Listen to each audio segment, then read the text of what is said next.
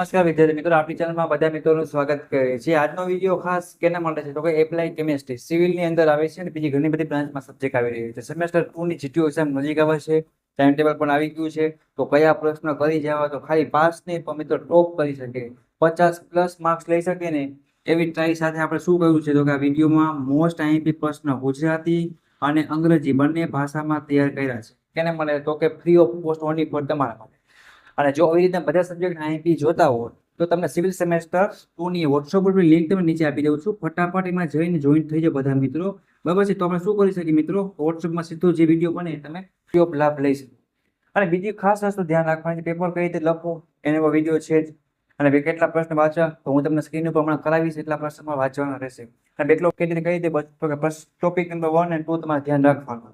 અને સ્કોર કઈ રીતે કરવું તો અમે કીધેલા 2 પોઈન્ટ અને એટલું ધ્યાન રાખવું પડશે તો ભેગું થશે। જીટી પરીક્ષા પાસ કઈ રીતે થવું તો અમે આપેલા આઈએમપી પ્રશ્નો, બધા જ પ્રશ્નોના જવાબ ક્યાં છે તો કે ગુજરાતી એન્જિનિયરિંગ એકેડમી ચેનલ પાસે છે। તો ફટાફટ સબસ્ક્રાઇબ કરો અને અમે જે પ્રશ્ન કરાવીએ છીએ બધા મિત્રોને ફરજિયાત છે મિત્રો કરવાના છે, બરાબર છે। બધા મિત્રોને પેપરમાં આકૃતિ છે, ડાયાગ્રામ છે, સ્કેચ છે, ફિગર છે, ખાસ દોરવાનું છે। અને મારું મિશન છે મિશન ગુજરાત સિવિલ સેમેસ્ટર 2 બધા મિત્રોને પાસ થવાનું છે। અને આપણી યુટ્યુબ ચેનલ પર સેમેસ્ટર 2 ની પ્લેલિસ્ટ બનાવવા છે, બધા સબ્જેક્ટની બધી બ્રાન્ચની, એમાં બધું જ મટીરિયલ છે એ તમને મળી રહેવાનું છે ફ્રી ઓફ કોસ્ટ। બધા મિત્રો છે ખાસ વાંચે અને પાસ થઈ જાય। ઓકે, ચાલો હવે આપણે શું કરશે, ક્વેશ્ચન નંબર 1 છે મોસ્ટ આઈએમપી, ત્યાંથી આપણે ચાલુ કરીએ। ઓકે ચાલો મિત્રો, તો આપણે સ્ક્રીન ઉપર મિત્રો આવી ગયા છીએ। એપ્લાય કેમિસ્ટ્રી કરીને સબ્જેક્ટ છે, જોરદાર અને મજા આવી જાય એવો સબ્જેક્ટ છે, બરાબર છે ને। મોસ્ટ આઈએમપી પ્રશ્ન વિશે વાત કરશી। જો આમાં 14 માર્ક્સના એમસીક્યુ ઘણીવાર પૂછાય છે, બરાબર છે, તમે જે પેપર સ્ટાઇલ છે એ પ્રમાણે। અને બાકી તમે તમારી રીતે પેપર સ્ટાઇલ એકવાર જોઈ લેજો, બાકી કેટલા 50 માર્ક્સ જેવા તો થિયરીના પ્રશ્ન ફિક્સ જ છે કે આવશે જ, બરાબર છે। એમસીક્યુ કદાચ પૂછાય વધારે, બરાબર, અથવા ન હોય પણ પૂછાય, પણ તમને વાંચેલું હશે ટોપમાં, મીન્સ કે ક્વેશ્ચન છે, ટોપિક છે, કોન્સેપ્ટ, તો તમને એમસીક્યુ કે થિયરી તો જ આવડશે।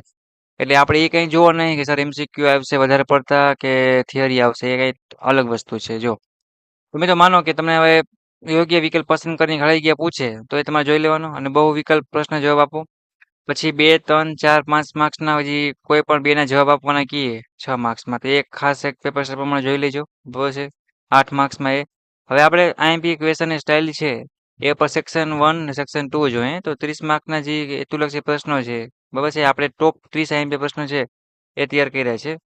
સેક્શન એની જો વાત કરીએ તો એમાં પહેલો પ્રશ્ન શું નીકળે કે એક્સપ્લેન એટોમિક સ્ટ્રક્ચર, બરાબર છે, વાત કરી છે। અને હુન્ડનો નિયમ છે ને એ તમારે સમજાવવાનો છે। આવા પ્રશ્ન મોસ્ટ ઓફ જીટીમાં પૂછાતા હોય દર વખતે મિત્રો। અને ફિગર, સ્કેચ, આકૃતિ ખાસ દોરવાનું છે, વધારે માર્ક્સ માટે બેકલોકેટી ના આવે એના માટે ઘણો બધો બેનિફિટ ને યોગદાન છે। આકૃતિ, ફિગર અને પેપર સ્ટાઇલ પ્રમાણે લખવાનું, બરાબર છે। ગુજરાત ઇંગ્લિશ બે ભાષામાં છે તો તમને જે અનુકૂળ એ તમે કરી શકો છો। હું પ્રશ્ન કરાવું છું ને એ વધારે તમે ફોકસ કરવાનો છે।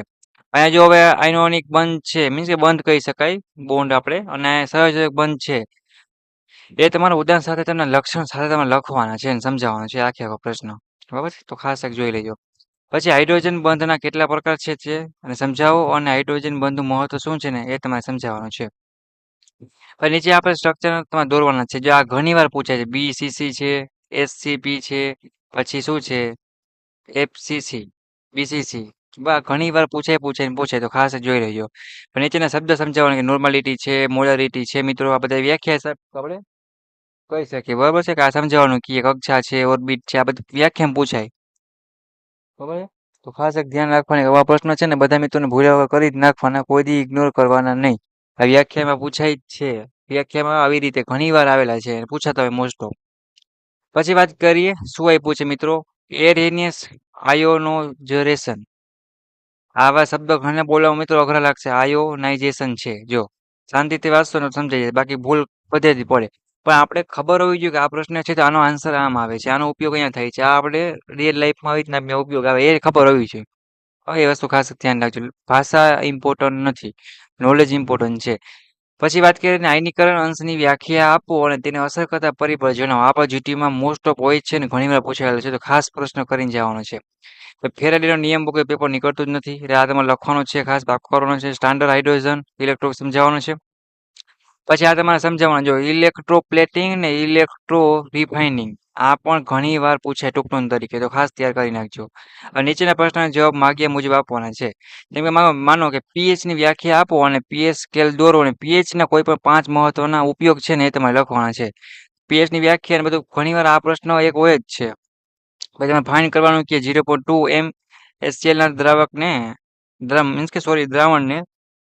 પીએચ શોધવાનું છે. એ પણ તમને આવડતો હોવો જોઈએ.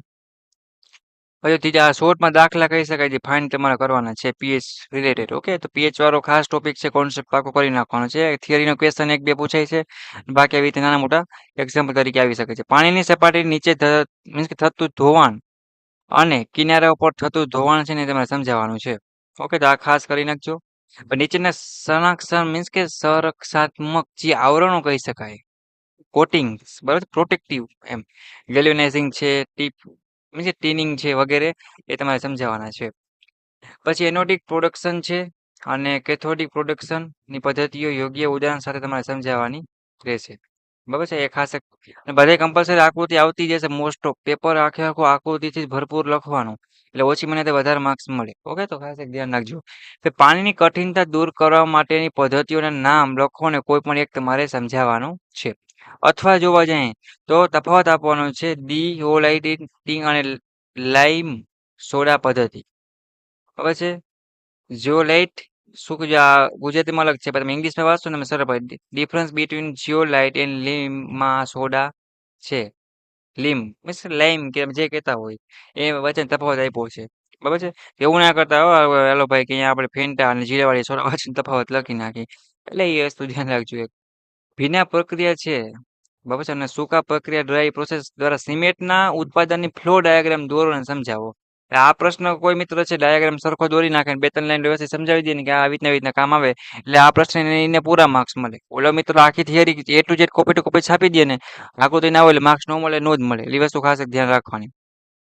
પછી સિમેન્ટના સેટિંગ અને હાઇડિંગ છે વચ્ચેનો તફાવત તમારે આપવાનો છે.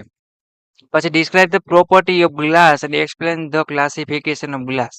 એટલે કે કાચ છે એને ગુજરાતી હોયમાં કાચ આપણે કહેતા હોય છે, ઇંગ્લિશમાં ગ્લાસના ગુણધર્મો વર્ણવો અને કાચનું વર્ગીકરણ કરવાનું છે.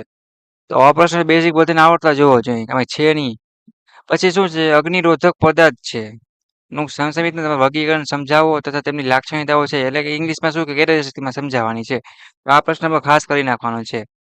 તેલ રંગી છે મીન્સ કે પેન્ટ ની વ્યાખ્યા આપો અને સારા પેન્ટના લક્ષણ. આ પ્રશ્ન જીટીમાં પૂછાયેલ છે, તો આ ખાસ કરી નાખવાનો છે. પછી વાર્નિશ ની વ્યાખ્યા આપવાની છે અને તેના પ્રકાર લખી ટૂંકમાં તમારે સમજાવવાના છે. સારા વાર્નિશ ના લક્ષણ છે characteristic of a good varnish એ તમારે સમજાવવાના રહેશે. પછી વાત કરીએ આગળ, પેન્ટ અને વાર્નિશ વચ્ચેનો તફાવત પૂછાય કે પેન્ટ શું છે, વાર્નિશ શું છે, તમને એ આવડતું હોવું જોઈએ. પેન્ટ ખબર ના હોય, વાર્નિશ ખબર ના હોય, તમે લખો શું પેલી વાત તો, એટલે ખાસ જોઈ લેજો એકવાર. થર્મોપ્લાસ્ટિક અને થર્મોસેટિંગ પ્લાસ્ટિક વચ્ચેનો તફાવત અને ટૂંકનો બે રીતે પૂછાય પ્રશ્ન, તો તમારી રીતે તૈયાર કરીને જવાનું રહેશે. રબરના વર્કેનાઇઝેશન પર ટૂંકનો લખવાની છે. વર્કેનાઇઝેશન ઉપર ટૂંકનો આ પર જીટીયુમાં હોય ને હોય જ છે. અણુરચના ના આધારે પોલિમરનું વર્ગીકરણ છે એ કરવાનું છે. આ પર પ્રશ્ન સ્ટોપ પૂછાતો હોય છે. એડિશન પોલિમરાઇઝેશન છે અને કન્ડેન્સેશન પોલિમરાઇઝેશન સમજાવવાનું છે આખે આખું. બસ એ જોઈ લેજો. નિયોપ્રીન રબરનું ટૂંકનું લખવાનું છે.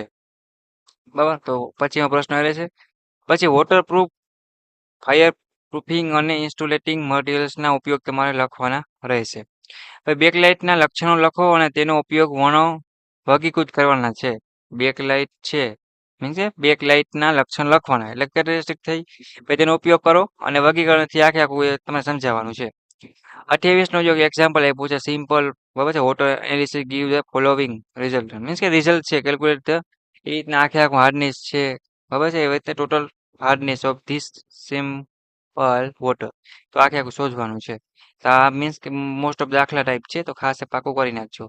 પછી દ્રાવ્ય, દ્રાવક અને દ્રાવણ સમજાવવાનું છે, અને વ્યાખ્યા પણ પૂછાય ને ટૂંકમાં પૂછાય, તો તમારે તૈયાર રહેવાનું. સેક્શન બી ની જો વાત કરીએ, તેમાં ઇલેક્ટ્રોનિકના વિનિમય દ્વારા બનાવતા જે રાસાયણિક બંધને ખરીદી કહેવામાં આવે છે, તેમાં તમારે શું કરવાનું છે, વ્યાખ્યા આપી છે. અથવા ખાલી જગ્યા હોય કે એમસીક્યુ પૂછાય કે ખાલી જગ્યા પૂછાય.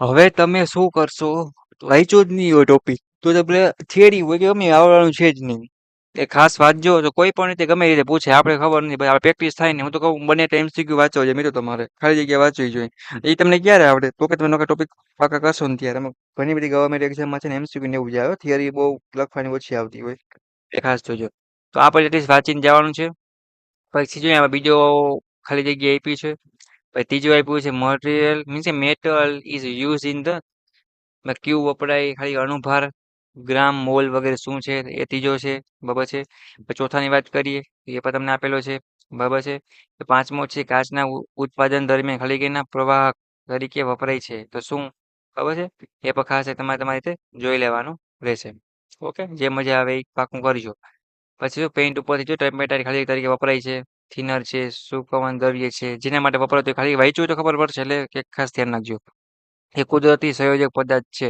તો શું આવે અહીંયા એ અહીંયા તમે ઓપ્શન આપ્યા છે મેં ટીક કરવાનો ઓકે એલ્યુમિનિયમમાં ખાલી જગ્યા પ્રકારની ગોઠવણ જોવા મળે છે બીસીસી એફસીસી શું આવતું હોય એવી રીતે બરાબર છે નવમાની વાત કરીએ તો formula for pH calculation is પીએચની ગણતરી માટેનું સૂત્ર છે શું છે તો જોઈ લેવાનું ખાસ ખાલી જગ્યાની હાજરીને લીધે સ્ટેનલેસ સ્ટીલમાં કાટ લાગતો નથી તો કેને કારણે ઝીંક છે ક્રોમિયમ વગેરે શું હોય એ બરાબર પીવાના પાણીને જંતુમુક્ત બનાવવા માટે ખાલી જગ્યાનો ઉપયોગ કરવામાં આવે છે શું ક્લોરીન છે બ્રોમિન શું આવતું હોય એ બરાબર છે 10-12માની વાત કરીએ તો રિડક્શન મીન્સ ખાલી જગ્યા ઇલેક્ટ્રોન છે તો લોસ છે વગેરે જે આવતું હોય બરાબર ઇલેક્ટ્રોનનું ખાલી જગ્યાનું એટલે કે રિડક્શન કહેવામાં આવે છે મેળવવું કે ગુમાવવાનું જે તમને લાગુ પડતું હોય કુદરતી રબર ખાલી જગ્યા મોનોમરનું પોલિમર છે બરાબર છે પછી વાત કરીએ તો 15મી ખાલી જગ્યા કઈ ધાતુમાં એફસીસી પ્રકારની ગોઠવણ જોવા મળે છે એફી કે આઈ તો એ તમારી રીતે જોવાની રહેશે પછી 16મો છે કોઈ એક જગ્યાએ સતત થતું કાટ ખાવું ખાલી જગ્યા કયામાં પીટિંગ કે સ્કીવિંગ એ જોઈ લેજો પછી રિવર્સ ઓસ્મોસિયમ પ્રક્રિયામાં ખાલી જગ્યા પ્રકારનો પડદો વપરાય છે પારગમ્ય કે અર્ધ પારગમ્ય તો એ તમારી રીતે જોઈ લેવાનું છે બુકમાં થિયરી પેલા બાકી કરી નાખજો કોઈ પણ રીતે પ્રશ્ન વખત 2 માર્કનો નથી પૂછાતા એમસીક્યુમાં પૂછાય ખાલી જગ્યામાં પૂછાય 3 માર્કમાં પૂછાય 4 માર્ક કે 6 માર્ક કે 7 માર્ક તો તમને કામ આવે વાંચ્યું હોય તો 19માની વાત કરીએ તો અહીંયા જો ખાલી જગ્યા આપી છે બધી મિત્રોને પાકી કરી નાખવાની છે જેટલી પણ છે સ્ક્રીનશોટ પાડવો હોય તો પાડી લો મારું એવું કહેવાનું છે કે વિડીયો સાથે સાથે તમારે શું કરવાનું તો લખી નાખવાનું બુકમાં પછી વાંચવાનું પેઇન્ટનો ખાલી જગ્યા ઘટક ઓક્સિજન વાહક ઉત્પ્રેરક તરીકે ઓળખવામાં આવે છે બરાબર છે ગેલ્વેનાઇઝિંગ એટલે લોખંડ ઉપર ખાલી જગ્યાનું સ્તર ચડાવવું ક્રોમિયમ છે ઝીંક છે શું છે એ બધી ખાલી જગ્યા છે પાકી કરી નાખવાની છે ગુજરાતી ઇંગ્લિશ બંને લેંગ્વેજ તમને આપેલી છે તો કેટલી છે પોલોન રેસનો મોનોમર ખાલી જગ્યા છે તો 26મું છે 27મું તમને કંઈક અલગ જ ભયંકર આપ્યું છે પણ મૂંઝાવાનું નથી આરામ શાંતિથી વાંચવાનું છે શું છે ને પહેલા સમજવાનું છે અને પ્રશ્ન શું કહેવા માગે છે એ ખાસ બરાબર છે 28માં પણ તમે પ્રશ્ન આપેલો છે એ બી સી એ પણ ખાસ કરી નાખજો 29માં પણ આપેલું છે આવી રીતના તમને best of luck for the hard work એટલે એવું કઈ છે નહીં મિત્રો પણ થોડુંક પાકું કરશો વાંચશો એટલે આ એપ્લાય કેમિસ્ટ્રીમાં આરામથી પાસ થઈ જશો એટલું કઈ અઘરી વસ્તુ છે નહીં પાસ થવું એટલે સાવ સહેલું છે બધા વાંચશો ને થોડુંક તો પાસીમાં તમે આરામથી રમતા રમતા આવી જ જવાના છે એપ્લાય કેમિસ્ટ્રી અને ટાઈમ મળે તો બધા મિત્રોને મીટના પેપર હોય તમારી કોલેજમાં લેવાના હોય એ સોલ્વ કરવાના છે એમાંથી પ્રશ્ન રિપીટ નહીં કરતા એ પણ લખીને પાકા કરવાના સાથે અને પ્લસ જો વાત કરીએ તો શું કરવાનું છે બધા મિત્રોને કહી દઉં અત્યારે તો તમારે જીટીનું 1 વર્ષનું પેપર હોય એ પણ લખી મોઢે પાકું કરવાનું છે તમને ખુદને ખબર પડે કેવા પ્રશ્ન પૂછાય છે બરાબર છે અને કેવું પૂછાયેલું છે ને કેવા પ્રશ્નો આવી શકે છે પેપર કેવું નીકળે આપણે આપણી રીતે તૈયારીમાં રહેવાનું ઓકે તો એપ્લાય કેમિસ્ટ્રીમાં આવી રીતના બધા મિત્રોને પાકું કરી નાખવાનું છે હાલ તો સમય સિવિલમાં મોસ્ટ ઓફ આવે છે પણ બીજી ઘણી બધી બ્રાન્ચમાં આવતું હોય છે તો જે મિત્રોને જે અનુકૂળ હોય દોસ્તોને શેર કરો અને સિવિલ સેમેસ્ટર 2ના વોટ્સએપ ગ્રુપની લિંક નીચે આપી દઉં છું ફટાફટ જોઈન થઈ જાઓ એમાં તમને A to Z માહિતી ઇન્ફોર્મેશન વગેરે બધું મળતું રહેવાનું છે અને કોઈને કંઈ નથી મળતું તો મને કોમેન્ટ કરજો અને સપોર્ટ માટે આપણે સબસ્ક્રાઇબ કરવાનું ભૂલતા નહીં આપણી YouTube channel Gujarat engineering academy YouTube channel okay તો ખાસ વાંચો એક્ઝામ માટે ઓલ ધ બેસ્ટ અને ફટાફટ ડિસિઝનમાં લિંક આપણે ફટાફટ જોઈન થઈ જાઓ okay thank you for watching Gujarat engineering academy YouTube channel next મુલાકાત હશે એવા તમારા સિવિલ સેમેસ્ટર 2 અને બીજી અલગ અલગ ઘણી બધી બ્રાન્ચના આઈએમપી ક્વેશ્ચન સાથે બધું સ્ટડી મટીરિયલ છે આપણી યુટ્યુબ ચેનલના પ્લેલિસ્ટ બનાવેલ છે એમાં બધું મટીરિયલ આપેલ છે thank you for watching bye bye take care enjoy